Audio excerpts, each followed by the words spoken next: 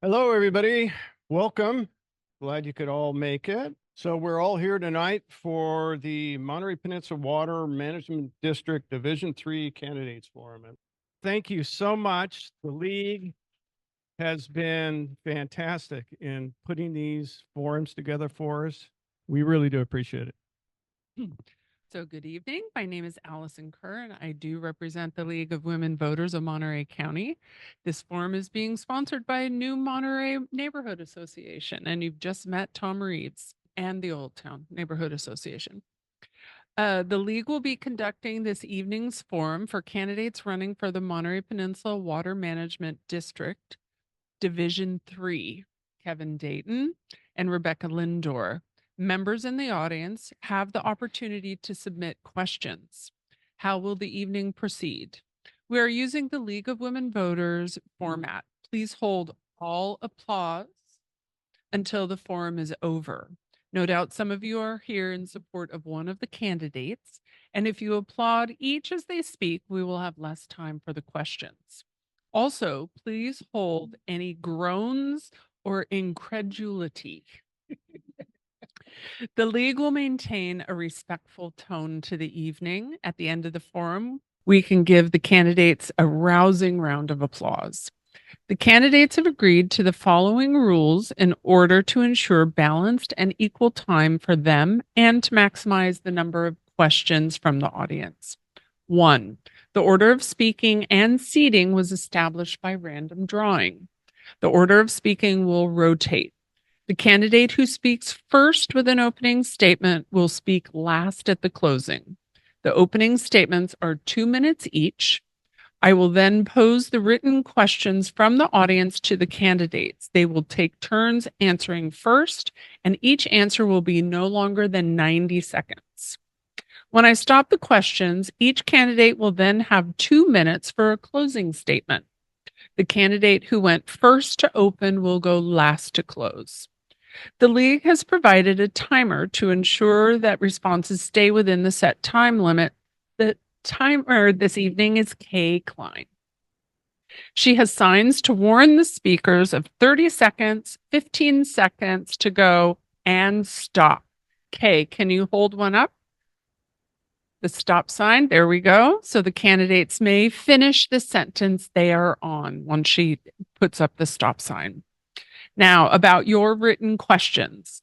We have provided index cards and baskets with pens if you want to write a question. If you have a question written during the forum, you can hold your card up, and league members Howard, there he is, or Suzanne will come by to pick it up. Please remember that good penmanship counts. The more legible your question is, the better the chance it will be asked.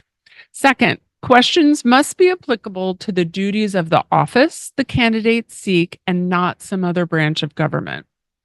Third, the questions must be applicable to both candidates. Questions addressed to a particular candidate will be set aside. Written questions from the audience will be sorted by league members to remove duplicates, set aside inapplicable questions, and ensure a wide range of issues are addressed. Our question sorters this evening are Roberta, there she is, and Shelley. There she is at the table. So it's time to get started with opening statements. Again, as a result of the drawing, Mr. Dayton will go first, followed by Ms. Lindor. After the opening statements, Ms. Lindor will respond to the first question first, and then closing statements will begin with Ms. Lindor. So, Mr. Dayton, you now have 2 minutes for your opening statement. Thank you, Ms. Kerr. My name is Kevin Dayton. As you saw, I'm raising my hand. I'm a resident of Old Town Monterey, but love coming here to visit. My daughter, Anna, in fact, after she graduated from Monterey High School a couple of years ago, spent the summer making sandwiches and compagnos nearby. And I really enjoyed, after dropping her off, driving around the neighborhood, looking at all the beautiful buildings here. It's truly a special neighborhood that you have here. My wife here, Nancy, thank you for coming tonight. I also have a son. Both of my daughter and my son are graduates of Monterey High School and are now in college. First, I want to thank the New Monterey Neighborhood Association and the League of Women Voters of Monterey County for actually having this forum. As you've probably noticed, other than one endorsement article in the Monterey County Weekly, no media coverage whatsoever of this race.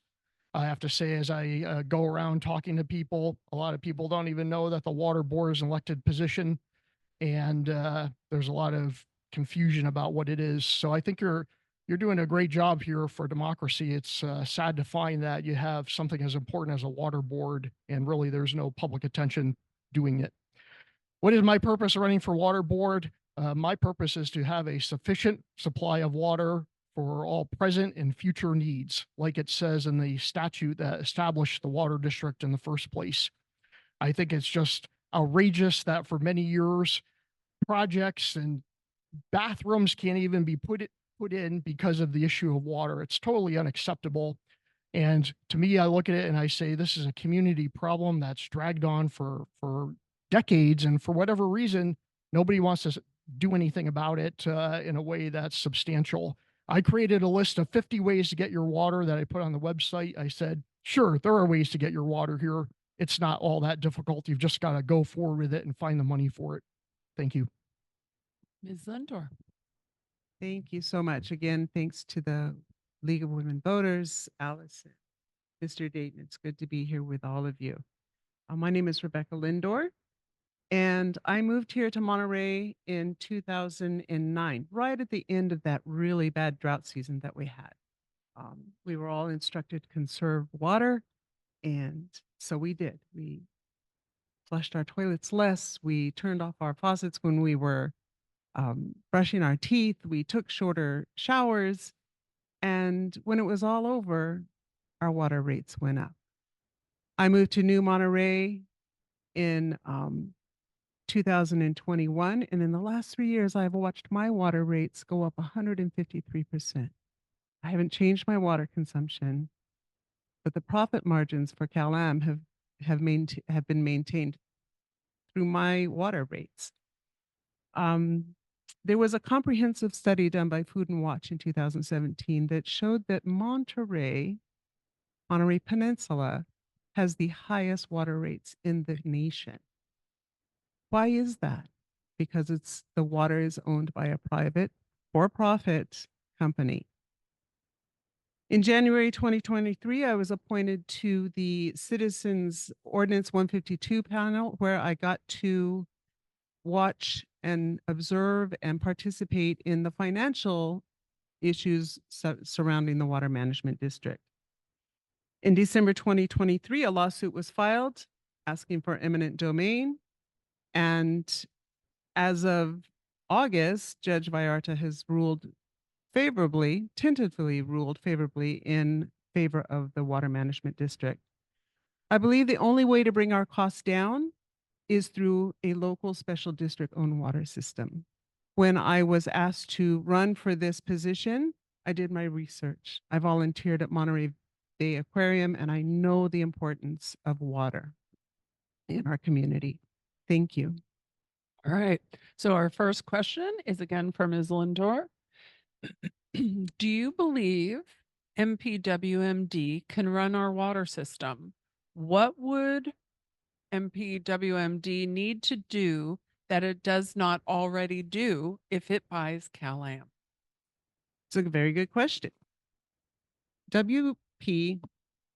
MPWMD, all of these acronyms, is ready to take over the running of our water system. We would inherit the infrastructure that we have that Kevin mentioned. We would most likely hire many of the people that are working for CalAm to help us run the Water Management District and take care of our water as it is. Yes, I do think that the Monterey Peninsula Water Management District would be able to run the water supply fully. However, the process of getting there is going to be somewhat complicated. I don't think there's any guarantee that CalAm is just simply going to hand everything over and all the employees of CalAm are going to say, oh, I'm going to go work for the water district now. And in fact, this brings up to the question, ultimately, how much money would you save by having this takeover? because you may have to have some significant wage and benefit increases to keep some of those Cal-Am people continuing to work here, or you'll be looking out of the area. You could have a serious problem with employee retention and recruitment. So a lot of that is questionable. All my interactions with Cal-Am service people, I found them to be highly professional, quick and efficient. And I don't know how they're going to react saying you're going to become government employees now. That's something you would actually have to ask them, and you'd have to ask their union about that as well. And I don't know what their union's opinion is about the Measure Q takeover, but I think that this is much more complicated than perhaps is being portrayed. Okay, the next question. This is for you, Mr. Dayton. It's a three-part question. Has Cal-Am ever produced any new water supply for the peninsula? Where can we get new water? And how is that best done? All right, well, here we can point to the truth is that the water district and Cal-Am often portray themselves as partners in projects.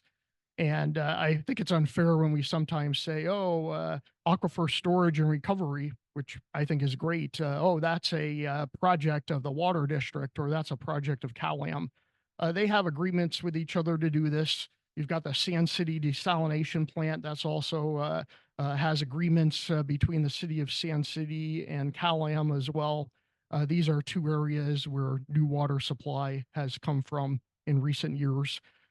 Cal-Am has also worked on things in cooperation with the water district, such as the parallel pipeline and the Monterey pipeline, various infrastructure that allows the water to go in reverse in the big circle around the Monterey Peninsula. Quite a bit of infrastructure construction has been done, in fact, for this. Are there more ways to get water? Absolutely. And I created a list of 50 of them, and I'll just throw one out. I'm disappointed that the Seaside City Council, as they've been talking over the past year about overhauling their 90-inch culvert that goes onto the beach, that's an opportunity for them to do some additional engineering studies to see how that can be stored or turned, diverted into the interceptor going to Monterey One water. Just one of many examples. Ms. Lindor? Well, there are right now 3 sources of water. The one is the Carmel River, the Seaside Groundwater Basin, and also Pure Water Now, which is a reclamation project. In the works is an expansion of the Pure Water Now, which is going to create up to 3,500 acre-feet of water for Monterey Peninsula. And it has been shown that the future supply versus the demand analysis shows that the addition of the Pure Water Now Monterey expansion will meet the region's demands needs for the next 30 years. So I think we've got it covered as far as the future goes. Okay, Ms. Lindor, do you support MPWMD's buyout of Cal-Am? Absolutely. Would you like more information? Not necessarily. Mr. Dayton? Buying the private water company here is a strategy, not a vision. My vision is actually a sufficient supply of water for current and future use. Now, looking at taking over the water supply, I'll first note that I think when people were voting for this, they were expecting a feasibility study, as was listed in the title of the ballot measure. And there was feasibility study done. Here's the problem. Is it really feasible if the entity that you're trying to buy from doesn't want to sell it or won't take it at the price? And I've said before, cynically, you know what, you've got to offer Cal-Am a price that they'll take. Maybe you offer $1 billion for it and, use bonds that you don't have to pay back for 30 years. But if you have to go to court for 10 years in a battle you don't know you're going to win, is that really feasible? I think that this needs to be taken back to the drawing board and say, if we really do believe that public water is going to save money, how much are we going to pay to take it? And I'm figuring a lot of this is the idea that, we can get a lot for very little. And the truth is, water here is expensive and it will always be expensive. And we can go after these grand visions on how to change things. But the truth is, the situation of where we are geographically and climate wise means water is going to be expensive. So some of these questions are tied with a little overlap. So take whatever little or the full amount of time you need. Next year, when the Pure Water Monterey expansion is completed, do you believe we'll have plenty of water for growth for 2 or 3 decades? Mr. Dayton. Well, we're dealing with projections. First of all, I think the Pure Water Monterey expansion is great. And we need every single project we can to increase the production of water. There are some complications with Pure Water Monterey and expansion that we on the Monterey Peninsula don't hear about. One of the things is when Pure Water Monterey was approved in 2015, there were actually two components to it. One was for the seaside groundwater basin, which we all know about here, and the other one was to supply significant amount of irrigation water for agriculture in the Castroville Seawater Intrusion Project, CSIP. And right now, the Monterey County Water Resources Agency they pulled out in 2022 from the agreement to use Pure Water Monterey. In some ways, we've sort of been cheating by getting all that water for Pure Water Monterey, and yet CSIP is not getting it. Now, CSIP is getting some of the water in other ways through individual agreements with the city of Seaside for their Pond 3 and some of their industrial wastewater. But the truth is, this isn't quite as stable as we think it is. And in the Salinas Valley, there's growing resentment that perhaps the Monterey Peninsula is taking their water. And I'd hate to have a water war going on. We need to have many more sources of water to make this sufficient. Well, as I mentioned before, the future supply of our water, when you look at the different sources that were mentioned earlier, the analysis that was done using the AMBAG information shows that we will have enough water for the next 30 years. It's the demand is for 10,000 acres per year and the the supply that has been projected is 11,000 and some odd acre footage for per year. So I think there will be plenty of water. Okay, Ms. Lindor, is the source water for Pure Water Monterey and its expansion secure?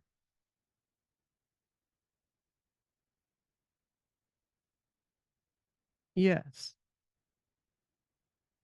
Mr. Dayton? All right, let's go through the various types of water. First, the municipal wastewater that comes from 3 different interceptors. I'm always afraid that in the city of Salinas, California Water Company, that's another private water company that supplies the potable water for city of Salinas. If they ever decide, you know what, we're going to do our own reclamation facility and start doing things and make a separate agreement with Salinas, I'm really concerned in the long run that could really undermine Monterey One water. Regarding the water from Castroville, Moss Landing, and then from the Monterey Peninsula, keep in mind that over time, the amount of wastewater that has been coming from these areas has been significantly declining. For conservation, changing uses, and the truth is, and one of the reasons why we don't use as much water as used to, population decline and also demographic decline and the reduced number of families here. So I think there's a risk of that. Regarding the Blanco drain, we aren't even using that right now. Reclamation ditch, it all depends on whether it's a rainy year or not, and I would be suspicious of that. As far as the industrial wastewater and the Pond 3 and the South Salinas stormwater, that's all dependent on the city of Salinas. City of Salinas didn't even get invited to participate in the Monterey County Board of Supervisors forum about water supply. All of these are at risk. And if the Monterey Peninsula does not have a better relationship with the Salinas Valley, you're going to find this water cut off. So tied to that, Mr. Dayton, CalAm has argued that Pure Water Monterey will not have enough water in a drought. Do you think this is true? Please explain. One of the problems is, as I've discovered and written about, for example, in the Salinas Valley Chamber of Commerce Business Journal, I have been on a 3-year quest to actually find out how much water is coming from some of these new sources to Monterey One Water. They've had some issues with meters there, and it's very hard to get information. And when we talk about transparency, I would like to think that governments are more transparent than corporations. But boy, it's hard getting information out of Monterey One Water. I do believe that if we actually got that data there, it would show that in drought years in particular, the water that's going to come from things like the reclamation ditch and the Blanco drain is not going to be there. We are really dependent on the Salinas Valley and the city of Salinas and the agricultural industry to make sure that we have enough water for it. So my simple answer is continually look for more ways to get water, 50 ways to get your water. Look at all those. If I were on that water board, I'd say we need to take that list of 50, which includes the large desalination plant, and determine how much per acre foot is this going to cost? How many years would it take to put it into place? Is this something that can be expanded in the future with ease, like Pure Water Monterey did with the Pure Water Monterey expansion? And there's just like no objective analysis. It's all politics and desalination versus public water, and those aren't the vision. Our vision should be sufficient water for now and future. Ms. Lindor? Can you repeat the question, please? Argued that Pure Water Monterey will not have enough water in a drought. Do you think this is true? Please explain. I do not believe that that is true. Pure Water now is creating up to 3,500 acre feet of water for the Monterey Peninsula. I try to stay focused on the Monterey Peninsula. I know that Salinas is our neighbor and that it has its own water system. But here on the peninsula, we have the Carmel River, we have the Seaside Groundwater Basin. However, whenever the Pure Water Now expansion goes into effect, it is actually going to give us plenty of water even during a drought season. We can retain water when it's not in a drought season. We have plenty of storage for that, and we will have plenty of water whenever a drought season does come. Ms. Lindor, this is a two-part question. Do you respect the voters' mandate in Measure J? And do you believe we need CalAM's desal? The voters that passed Measure J asked for, as Mr. Dayton accurately put, a feasibility study and also to move forward with the buyout of CalAM. There was some argument on the amount that was offered, and the lawsuit for eminent domain has moved forward in the courts. I fully support the voters' choice on moving Measure J forward. I do not believe that we need a desalination plant. The desal is expensive. Who's going to cover the cost of building the desalination plant? Is it really going to be helpful to us? And also, what is it going to do to our environment? Mr. Dayton? Could you repeat the two-part question again, please? Do you respect the voters' mandate in Measure J? And do you believe we need CalAM's desal? Okay. Regarding Measure J, yes, I respect the voters because, this is an important part of our system is democracy. However, we are in a constitutional republic with checks and balances. I give credit to the resolution that was passed in 2023 for the water board to move forward with it. There's actually language in there that says that that vote does not commit a board member to having to vote for it.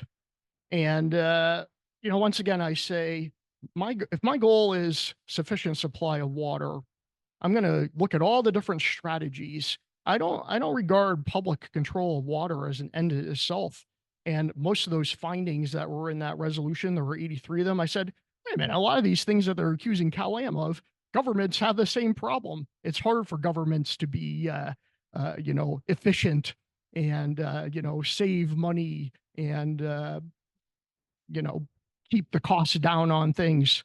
Uh, corporations have the same issue. I also don't necessarily think that the pursuit of profit necessarily means that the company isn't going to work in the best interests of customers. They're in a special situation here with monopoly control of a water supply. But in my opinion, this is that takeover is not really for the ultimate vision. There are better ways to spend your time. As far as the large desalination, it all depends on how much that's going to cost per acre foot, which we don't really know. Okay, Mr. Dayton, another two-part.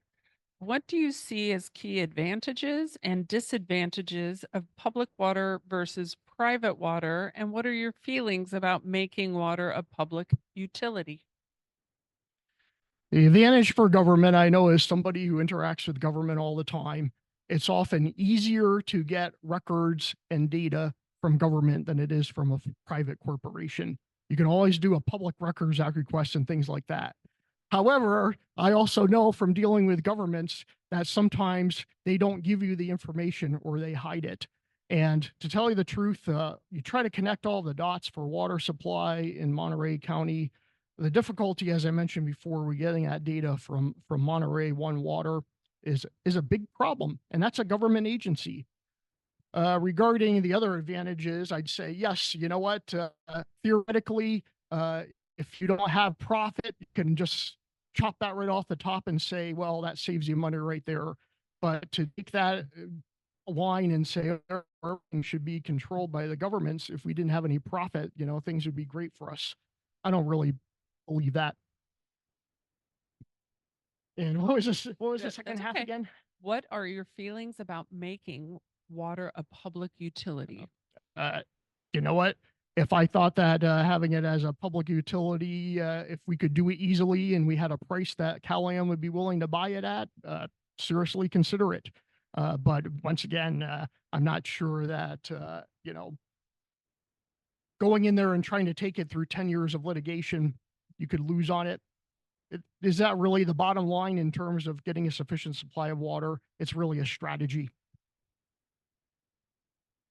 Like me to read? Yes, Okay. please. What do you see as key advantages and disadvantages of public versus private water? And what are your feelings about making water a public utility? The advantage of a local district-owned water is that you have direct contact and availability of your board members of the water management district, and your voice counts. It is something that you get to use your vote and your voice to connect to those people who are directly in charge of your water. A local special district owned water system or a public utility gives you more control to local government over decisions that determine the cost and the quality of service. It's something that directly benefits each and every one of us that live here on the peninsula. I'm sorry, what was the second part of the question? What are your feelings about making water a public utility? Water is a natural resource and a right that belongs to each and every one of us. And making it a public utility means that we are directly involved with something that is our natural right to have. So I am in favor of making water a public utility.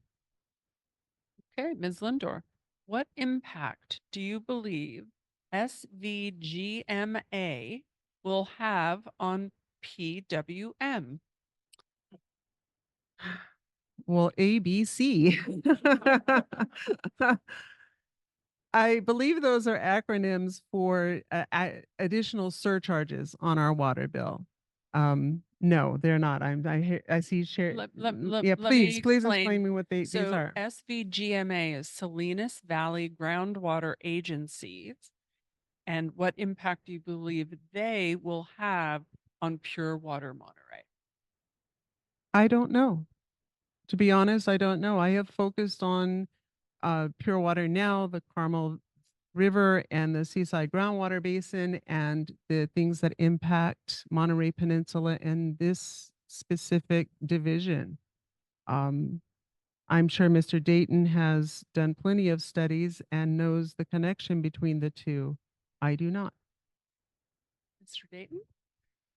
Yes, like it or not, when the water district decided to do pure water Monterey, you are now attached to the Salinas Valley and its water concerns and water issues. That's where you're getting your water from. For the Salinas Valley Basin Groundwater Sustainability Agency, it's GAC. The thing that's probably most interesting, and this is on my list of 50 ways to get your water, is they're trying to deal with the seawater intrusion that's been going on at least since the 1930s, probably before then, at the mouth of the Salinas River. That's where all the artichokes used to be growing. That's where the Castroville Seawater Intrusion Project is. The latest thing that they're talking about to possibly deal with the seawater intrusion is to create some sort of barrier there, and water would be extracted from that barrier that would then be put through the desalination process and then provided to water agencies, including the Monterey Peninsula Water Management District. What's going on in Salinas? Hate to say it, you know what? If people are uncomfortable with this, then you'll have to pull out a pure water Monterey. But you're now stuck with Salinas. Yes. Okay. Here's another question with some acronyms. Mr. Dayton, what are WRSP and ACAM, and what do they have to do with the water board? Do you support them? Start with the first acronym again. WRSP.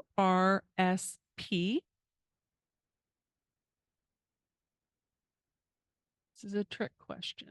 Yes, I'm trying to show how much I know. I will admit, if they could be translated into the actual words, I still may not know what they. Okay. The other one is ACAM. Nope. I'm gonna need both of those translated. No? Okay. Nope. Yeah. I'm sorry.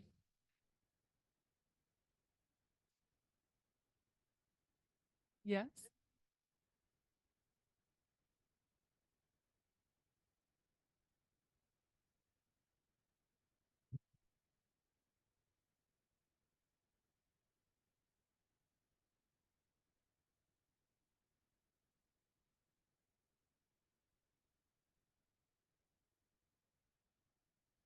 Can you repeat?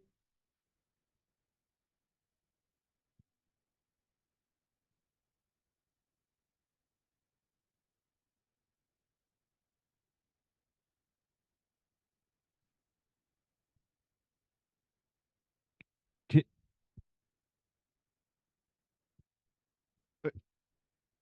Nobody on Zoom can hear this conversation.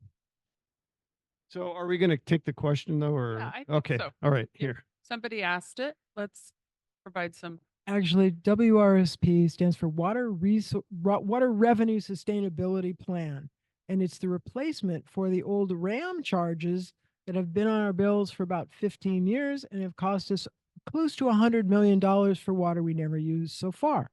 What does ACAM stand for? It's just part of WRSP. It's not, it's just another way of billing it. So if we could revisit this, what are the CalAm charges? What do they have to do with the water board, and do you support them? Yeah, well, that's definitely something that, something that irritates residents when you attempt to do a project and it fails. One could argue, well, since you're a private utility, if you take the risk of doing a project and it fails, shouldn't you be the one who has to pay to take the loss on it?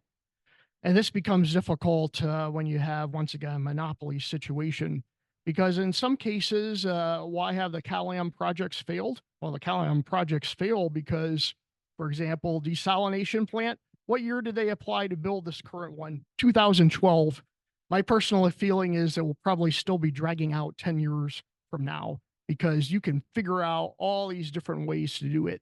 Now, should they, as a utility, accept these losses or not?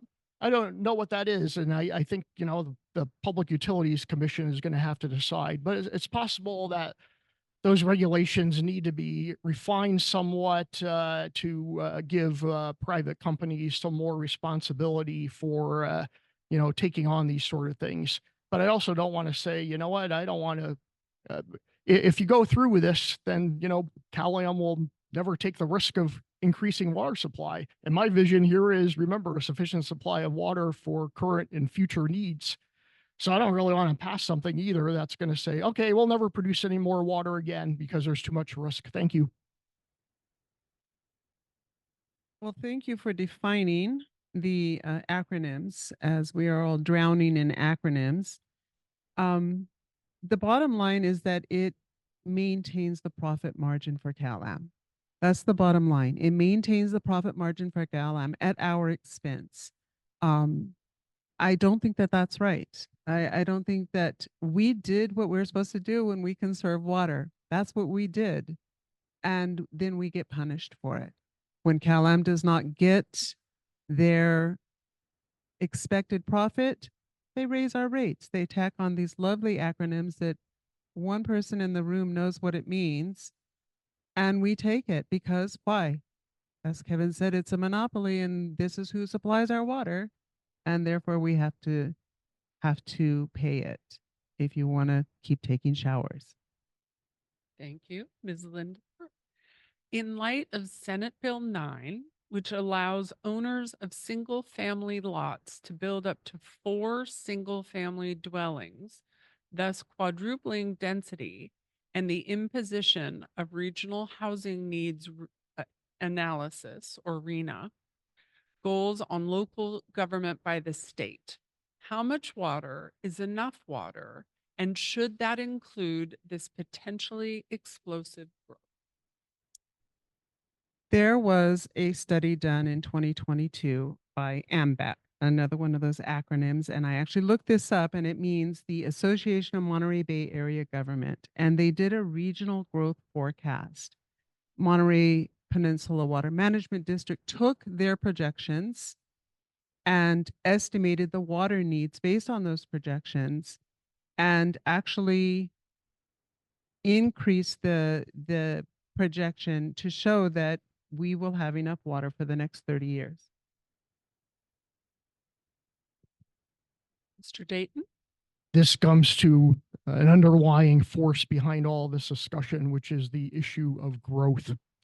And I know, once again, I mentioned this is a special neighborhood here. And I know that the new Monterey Neighborhood Association has been critical of development in this particular area. I remember the appeal in 2018 against the development on Lighthouse, which now houses people who work for Montage. I understand whenever I get into Lighthouse how difficult it is. The truth is the population of this area has been going down, and it's relatively light for Monterey. The population of Carmel since 1980 has gone down 40%. One of the reasons why we're using less water is not because of conservation, it's because people have left, population has gone down. You want to see it really go down, how about that 35% reduction in the enrollment for Monterey Peninsula Unified School District? Those are families leaving. And when I hear people say, oh, the explosive growth, we've got to stop this growth, I say, you know what? My neighborhood where I grew up, which was once full of Italian families playing in the street, and this is Sino Street in Old Town, there's no children there anymore. My kids would walk to high school. Hardly anybody walked to high school anymore. And I said, this is changing, and a healthy community needs people, diversity of age, type of family, as well as race, ethnicity, everything else. So I'm not buying this idea that the purpose of water is to control growth.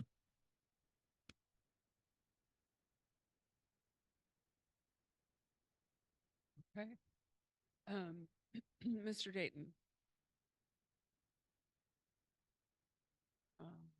What is your view about CalAm's regulator, Public Utilities Commissioner, being in San Francisco and CalAm's headquarters being in San Diego versus public ownership as local? Yes, it's definitely great to have, for example, Central Coast Community Energy based here in Monterey, because you can go over there and have disproportionate influence. And it is frustrating that agencies are in Sacramento and San Francisco. One thing is, if you do manage to get a public, agency here, it doesn't mean that you're now free from all the state regulations and state regulators. You're going to get some more authority, and there may be better accessibility. But this idea that somehow things are going to be, you're just going to be able to walk down to talk to Dave Stolt and get your water meter fixed. I don't think that's really going to happen. Is there a factor? I prefer to talk to agencies with a local office. Is this like a make or break on it? Once again, that's not my vision. My vision is a sufficient supply of water, not being able, it's great to be able to have a agency decision maker near you, but there's also picking up the phone and talking to people too. Ms. Lindor? Well, it's hard to get somebody on the phone that is so far away. And and especially when it's a big corporation. One of the things that I've learned is that affordability and accountability go hand in hand. Residents have a face and a place where they can apply political pressure to keep your water rates affordable, and that's my goal. Okay, the next question. Why does Salinas Ag feel the water that goes to CSIP is theirs? Half that water comes from the Monterey Peninsula wastewater and can be taken back. I don't know why they feel that way. I am not on any of their boards. But I would imagine that we have the largest agricultural center in the United States. We supply most of the produce to all of the United States. So I would imagine if they felt that the water could be taken back, that they would be opposed to any sort of regulation of that water. Mr. Dayton? I understand the sentiment behind the question. I can remember, in fact, going to the Central Coast Community Energy meetings, and when they were going on early, and whenever somebody on the board would say agriculture, the audience would light up in boos. I know that agriculture is controversial. The truth is that you have decided and your own board has decided to hook yourself with the Salinas Valley. And if you would like to, I think that the Salinas Valley, if you keep on going down this kind of attitude, they are going to cut you off, and they're going to say, our water is ours, and we're going to let California Water Company, our own water company, get a reclamation plant.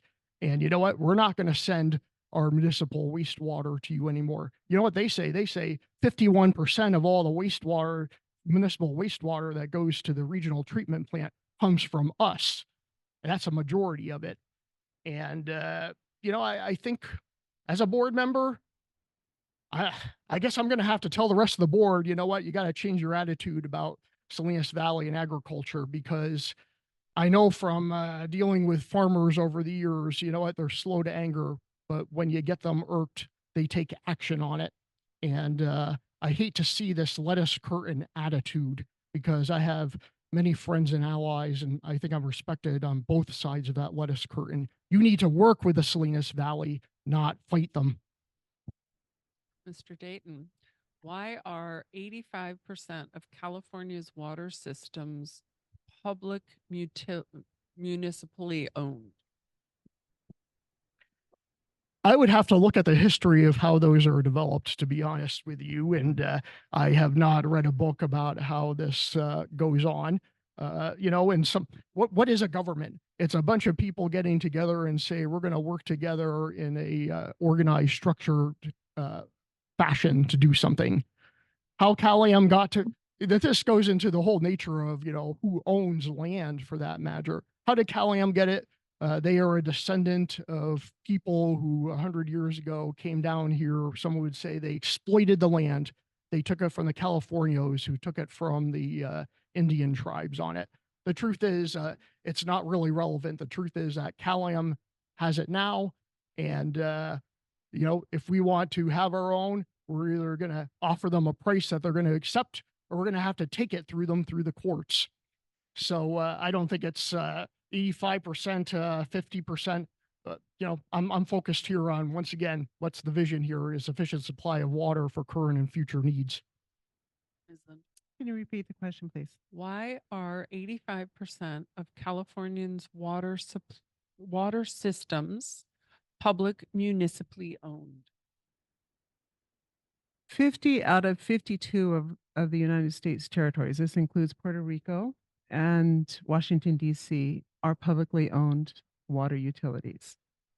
Cal-Am has had a history of going into the smaller communities like the Monterey Peninsula, like Catalina Island, and basically taking over or buying the water system from a small area that maybe did not have the means to manage the water. Cal-Am acquired the water service here in 1966, and they have monopolized the water here on our peninsula since then. The private systems such as Cal-Am usually wind up costing the consumer more. So I think that a public utility owned water system across the United States is because they want transparency. They want to be able to have that face and that place where they can go and speak to people about their water. Okay, Ms. Linder, are you concerned about the cost of our water with Cal-Am? Well, as I said in my opening statement, my water rates have gone up 153%. I have not changed my water consumption, yet Cal-Am got approval from the CPUC to add a surcharge on so that they could maintain their profit margin. Yes, I'm very concerned about the cost of water, not just for me personally, but for everybody in this district. Absolutely. Mr. Dayton? Price of water here is very high, but let me explain why. And for anybody who moves here and starts complaining about water, you need to consider, why is water so expensive here? And I write about this in my candidate statement. You are not connected to the California Water Project. You do not get snow melt that comes down and supply it. We are isolated here. So all of the water that you get here has to be produced through our own local infrastructure. We also choose to live in a Mediterranean climate. I was just talking to my parents a couple of weeks ago, live in Connecticut. I say, yeah, they were surprised. What is this water board? I said, well, you know what? Water out west, because of the Mediterranean climate here. I said, we just, some years we don't get any rain. Some years we get a lot of rain. It doesn't rain for half of the year, and you have to carefully manage your water. And by managing it, that means expensive projects such as storage and wells and things like that. This idea that somehow if we have public water, the price is going to go way down, I think that's not going to happen. If the water district is doing its job and providing a sufficient supply of water, the water prices here are always going to be high. And one of the prices we pay for living in this beautiful place that's somewhat isolated from the major urban areas is we have to pay a lot of money for water. Basically, it's just very expensive to live here because it's desirable and it's a little off the beaten track. Mr. Dayton, who will decide on the price Cal-Am will be sold for? Well, you know what? If I were on that board, I'd say let them give us a price. Now, they've been saying we will never sell at any price. My personal feeling is everybody has a price of some sort. And one thing is we talk about we talk about the American Water Company's profit margins. I actually wonder myself, and I don't know if anybody else does here, does Cal-Am really make all that much money from here? Boy, there's a lot of money that's spent here on a lot of things. And it would seem like compared to other places, this is a real hassle for them to even own it. I think there is a possibility. And I've always had this theory that one day they'll decide they're just going to sell and they'll offer a price on it. I think that the price that was offered, I think it was $468 million. I was surprised at how low it was, actually. I would have a lot of people were saying, oh yeah, it's going to be 600 to $700 million. So I'd like to find out what their price is behind the scenes and how would they like to get this place off of their back. I would think that they can make more money doing other things besides being here. So yeah, I'm opening to negotiating with them. But I think what's been decided with the board is we're going to take it from them using the courts, our price. Lindor? The question was, who's going to decide how much? Who will decide on the price CalAm will be sold? Well, since it's in the court system in an eminent domain lawsuit right now, that's up for grabs, really. I know CalAm was offered a price. CalAm refused that price, and the matter went to court. To address the cost of water here, Monterey has the most expensive water in the United States. CalAm is making a profit. They're not going to sell something that they're making the highest profit of anywhere in the United States. This is their profit, their moneymaker. Yes, this is an expensive place to live, and the cost of water does not make it any easier. Okay, Ms. Lindor, what do you think will happen to CalAm's employees if there is a buyout?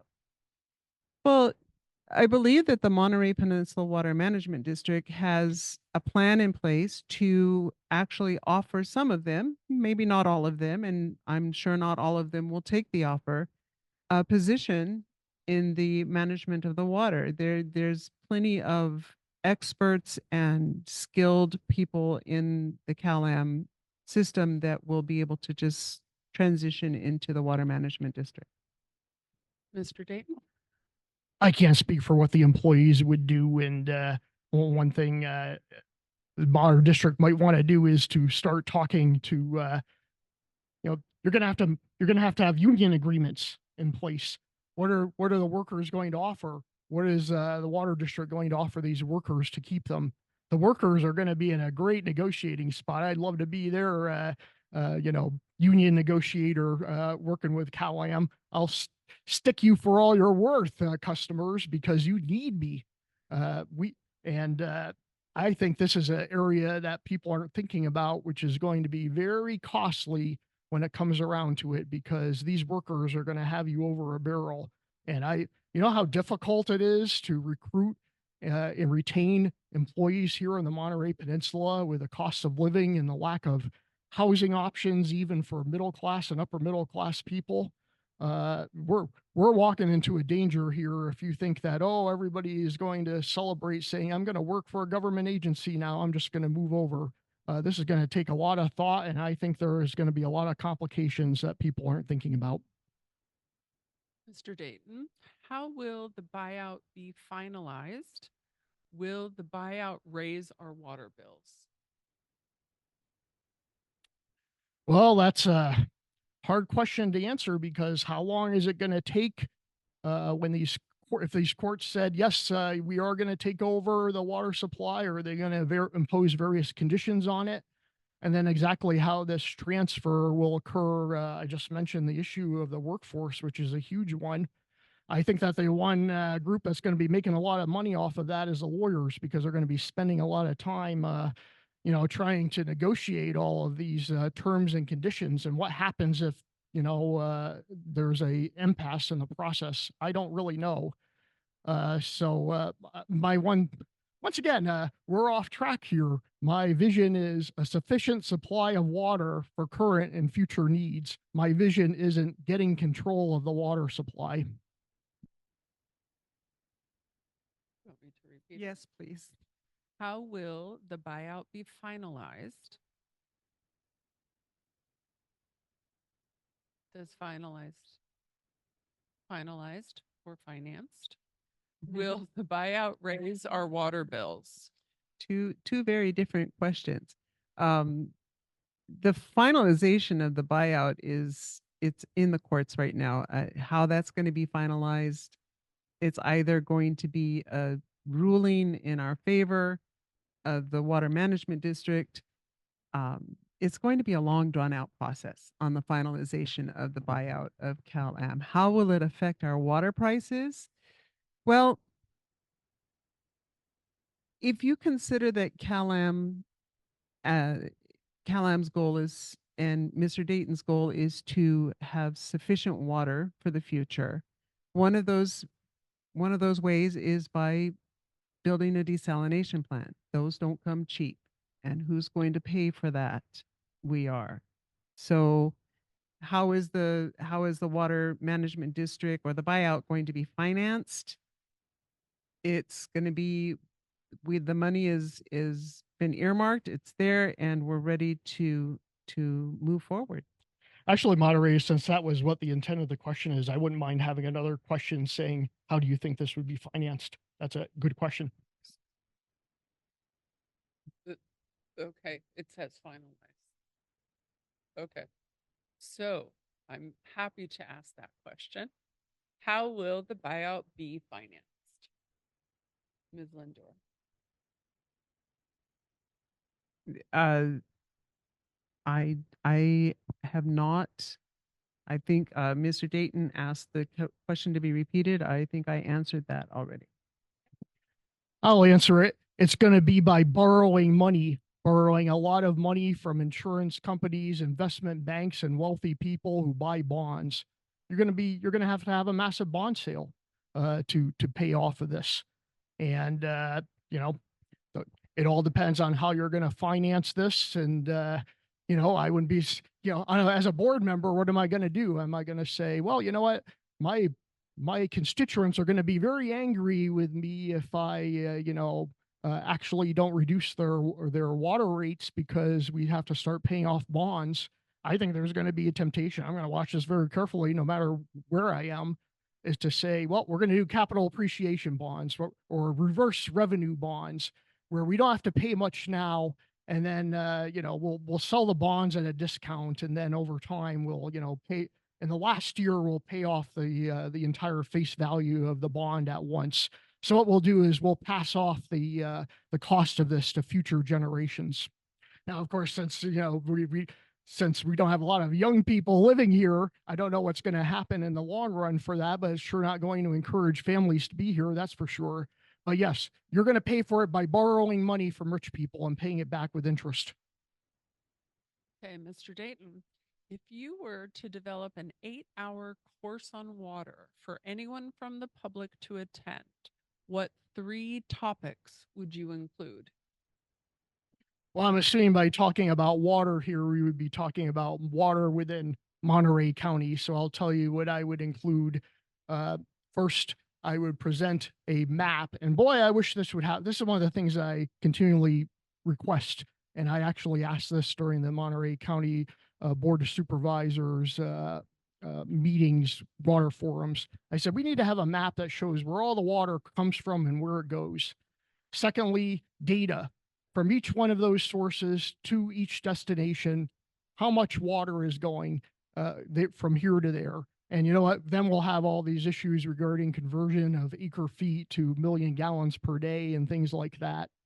And then I would, as a third part, say, what are other ways that we can get water beyond what's already here on this plate? And I tried to do that with a 50 ways to get your water list that I created, which I was challenged to do by Nancy, because I always used to say, there's so many more ways to get your water. And I don't know, you know, the elected officials, they always pass on it when there's opportunities, because there are opportunities to bring these up. And I challenged myself to get 50 ways to get your water. I think I've got 57 up there, plus 19 that I rejected. But those 3 things, it's once again, it all comes down to my vision of sufficient supply of water for current and future needs. Well, 30 years in the education system, you tapped onto my inner teacher. I would ask Mr. Dayton to teach the class, first of all, because he's got a pretty good handle on the needs of teaching about water. The one thing that I would add is the environmental impact of what you do and how you get your water.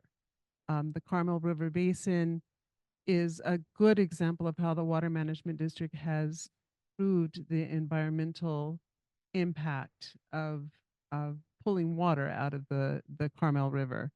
I would include the need for water, and please have a section on the acronyms, please. There's so many of them floating around. It took me a few months to wrap my lips around MPWMD. So if you had an additional segment on acronyms, that would be awesome. Okay. Ms. Lindor, what education and work experience make you the best candidate for this office?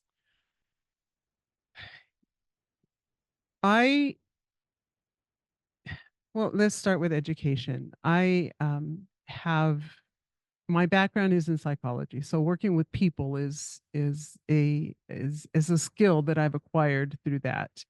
Um, I have also worked in the legal field for many years, and so that has also assisted me in being able to even understand the process of what's going on in the courts.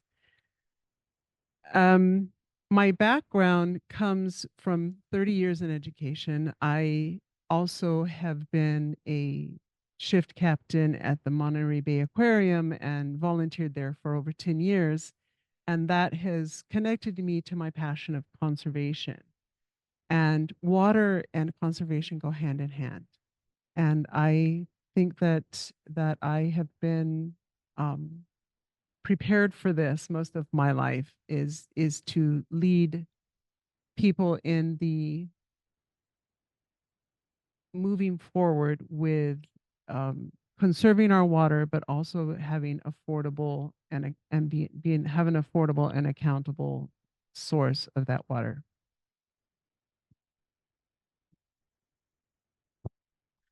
Mr. Dayton? Well, I'm somewhat familiar with water policy. I think, well, I've been reading the packets from the water district now for a good 10 years.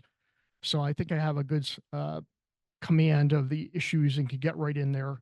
What would be my big challenge is, obviously, as everybody knows, if I'm on there, there's going to be a 6-1, 2 factions on the board. And what my challenge is going to be and what I think I can do is I've got to figure out how to find common ground with the other 6 people and nudge things a little bit in my direction. I don't believe that everybody on that board is no growth. I think some people there understand the serious housing situation that we have. And I think some people there would even say behind the scenes, yeah, that 50 ways to get your water, Kevin, that's sort of what we need. We need to have a list and analyze how much it's going to cost and how long it would take and really diversify on this. So my goal is going to be, my challenge is going to be, how am I going to work with people who are opposed to me on many things and pick out people there who are willing to work with me? And the truth is I've seen the board in action quite a bit. And there are certain ones who I say, that's a smart, fair person that I can work with. And then there are others who say that person probably, isn't going to be initially open to me. But I would hope that, it would be interesting to have somebody on that board with some other lines of thinking that could be helpful. It could make everything better. Mr. Dayton, doesn't the profit CalAm takes now pay for the bonds to buy out CalAm?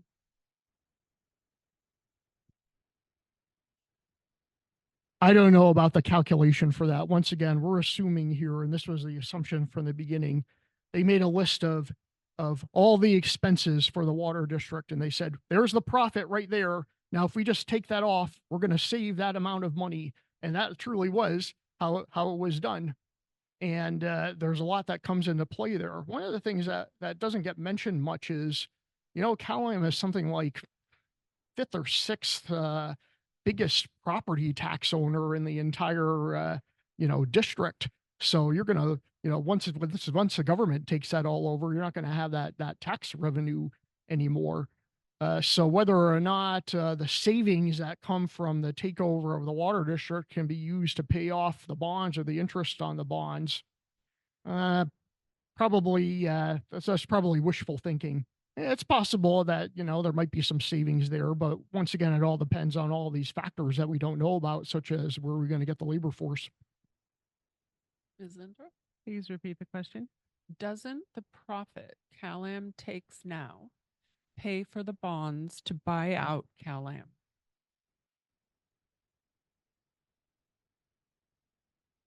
Does it? I'm not on the inside yet as to how they're going to use that saved money. I do know that CalAm's big push right now is a new desalination plant. Is that going to be even more money out of our pockets? Will we be saving the profit that CalAm has right now? Absolutely. Will it help pay off? I'm sure that that will be one factor that is considered. Ms. Lindor, why do you want to be on the water? Accountability and affordability. I want to be that face and that place that you, the residents, can come to if you have questions, if you have concerns, if you have suggestions, um, to make our water supply more affordable and more sustainable for this community. You, Mr. Dayton? I think the thing that first really irked me was the 2018 controversy over the T zone on Alvarado Street in Monterey. And I don't know if anybody remembers that, but the T zone, which is there in the end, people were showing up and telling the water board not to allow them to, arrange for water so that they could operate there. And I said, this is ridiculous. So yeah, because they make tea using water, people are gonna try to block this. And I said, what are people thinking around here, trying to keep a business from operating just using water? And then as I got deeper into it, I realized, you know what, there's been, whenever somebody tries to, get their own water supply, distributed water, they find ways to block it. And some of the water district has cracked down on, credits for gray water and rainwater. And I know not everybody on the board, I know who voted to do that, and others who said this is the wrong way to do it. But we just got to move beyond this public water versus desalination. Ultimately it's about a sufficient supply of water. That analysis of the 50 ways, how much does it cost, how long it would take. This is what a governing board should be doing and asking its staff to doing. The water board is just way off track. I'm not really sure what they're trying to do. Mr. Dayton, can't public utilities borrow at lower rates than private companies? I don't know that answer to that question because I'm not a bond broker. But there's all sorts of different ways of financing things. Ms. Linder? I also do not know the answer to that question. I did read in one of the many articles that I have been doing research on that it is actually less expensive for a public utility to borrow money. Okay. And this is our last question. If anybody has anything, now is the time. Where can anyone find information about your candidacy online? Is this me? Yeah, I think that's this is me. I have a website, RebeccaLindor.com. Thank you. I also have a website, MontereyCountyWaterFlow.org. Very simple. It's just got my contact information, my candidate statement, and my 50 ways to get your water. One day I'd love to put up a map there showing all the infrastructure, and of course, one day getting all those data numbers put in there. I'm going to keep that website going even after this campaign because I think it's really needed. It's hard for a regular person to know about water. I mean, people don't even know that there's a water board when you go and talk to them. And if water is really, an essential part of what's going to happen to the Monterey Peninsula, and for that matter, the Salinas Valley. So go to that website and find out what I say for 50 ways to get your water. And also have a button you can email me and tell me if I'm right or wrong on it. And I've gotten a lot of interesting comments about it. Mainly comments speaking about the environment, saying, why don't you put a reservoir and another dam on the Carmel River? And I say, no, that's not the direction we're going here. Okay, now we're going to move to closing statements. Mr. Dayton, you now have 2 minutes. Excuse me, I'm so sorry. I Yep, read the no, wrong that's it, line. yes. Ms. Lindor, you have 2 minutes. Well, I will keep this short. Privately owned systems such as CalAmp, they charge 59% more than the large publicly or special district owned systems. Monterey Peninsula Water Management District has a basic responsibility to provide safe and affordable drinking water to this peninsula. And of course, as I've stated several times, affordability and accountability go hand in hand. I want me personally, as well as the Monterey Peninsula Water Management District, to be the face and the place for local residents to put political pressure to keep our water rates affordable. Thank you. Mr. Dayton? First, thank you, Rebecca, for running for this seat. And, I wish we had a packed room of people here who are here to learn about water because it's so important. But I once again appreciate the League of Women Voters and the new Monterey Neighborhood Association for having this. I'm going to leave it with the same thing that's right at my website. I just cite it from the, state law that formed this water district, sufficient supply of water for all present and future needs. Everything else, whether it's a big desalination plant, a small desalination plant, or public water or anything like that, those are all strategies. What I want to see is I never want to see the T zone or any other restaurant or housing development or EDU or second bathroom to be blocked because there isn't a sufficient supply of water. That should not be acceptable. And you know what? If that desalination plant is never going to happen because it's going to be blocked for another 10 years, then we've got to go to the 50 ways to get your water and go through those and figure out what are we going to do on it. And that would be my goal on the board. And then we'll see where people stand on that sort of thing. But my goal is to end the use of water to keep things from happening here. So please join me in thanking our candidates for being here this evening.